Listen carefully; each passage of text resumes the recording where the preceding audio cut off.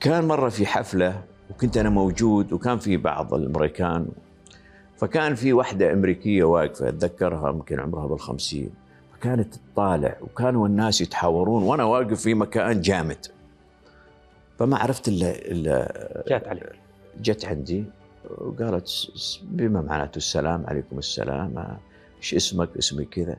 قالت أنا شايف إنك أنت ليش واقف؟ قلت أنا والله مرتاح ومبسوط ما عندي أي إشكال. قالت لا أنت عندك مشكلة. شلون مشكلة؟ قالت أنت عندك مشكلة. قلت ما إيش المشكلة؟ أنا ربطتها دائما موضوع اللي حدث مع أخوي. أي نعم. إني أنا إنسان يعني انطوائي. قلتها طيب. قالت أرجوك رجاء، في ندوة تقام، والمجموعة هذه كانوا يسمونها بأمريكا كانت تدور على الولايات اسمها لايف سبرينج. نعم. أبغاك تجي تخش فيها مدري وش ندوة وش الكلام هذا. فيوم حسيت أنها ألحت علي، عرفت أنها كان هي عندها إشكالية وأنها انحلت الإشكالية هذه. هل هي زواج؟ هل هي طلاق؟ ما أدري. أنا كان عندي ابن أخوي جاي يتعلم اللغة.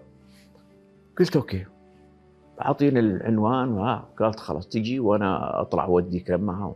يعني عرفت تقنعك؟ هي عرفت تقنعني، وأنا زي ما تقول حسيت إنه لابد إني أتغير من هالإنسان اللي فيني شوي صارم وحاد وأبغى الشيء كلش بالملي.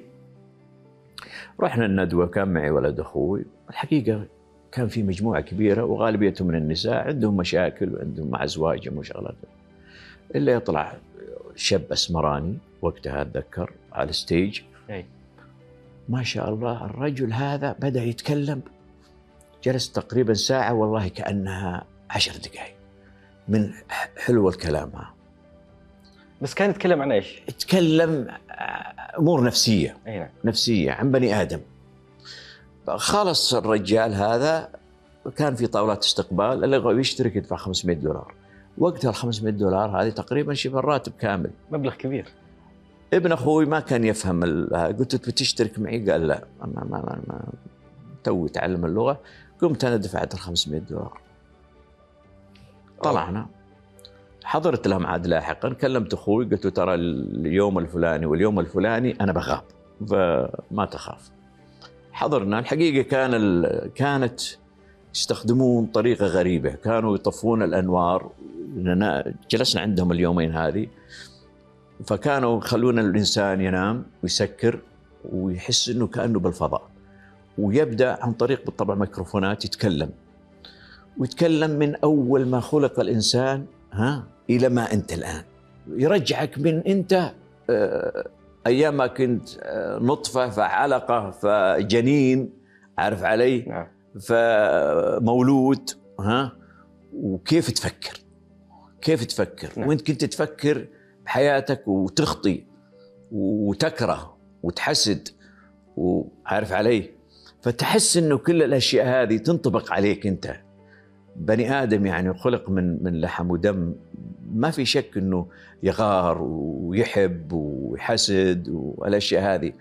فكانوا بيقولوا لك وش المسببات وكيف تتلاشاها بحيث انك تنجح في حياتك وتعيش وتترك العصبية وتترك العارف وتبدأ تحب الناس وتبدأ بها. فهذه كانت الحقيقة من الأشياء اللي أنا صراحة غيرت فيني كثير، لأني زي ما قلت لك أول أنا كنت طالب كتاب، يعني أدرس حتى يمكننا في الثانوي كنا نحفظ من المؤلف خوفا من أنه يجي سؤال من مؤلف الكتاب. نعم.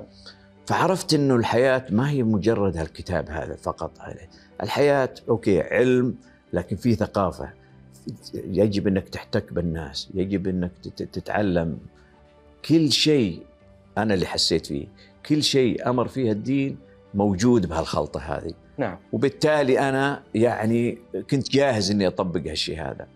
فالحمد لله هذه هي من الأشياء اللي خلتني دائما إيجابي، شخص إيجابي، شخص يعني أضع هدف ما أحس أنه في معوقات. أي شيء أبي أي شيء أفكر فيه أبيه أحصله، ما في شيء يردني. وبديت يعني حياتي صارت متوازنة، يعني مش إنه هدفي مثلا جمع المال أبدا.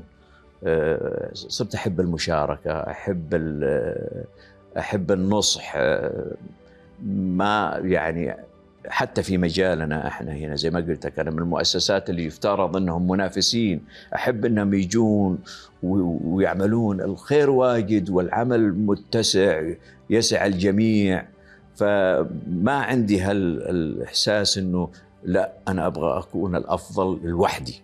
لا، ما من هذا من الاشياء اللي انا حقيقه استفدت منها في اثناء وجودي هناك.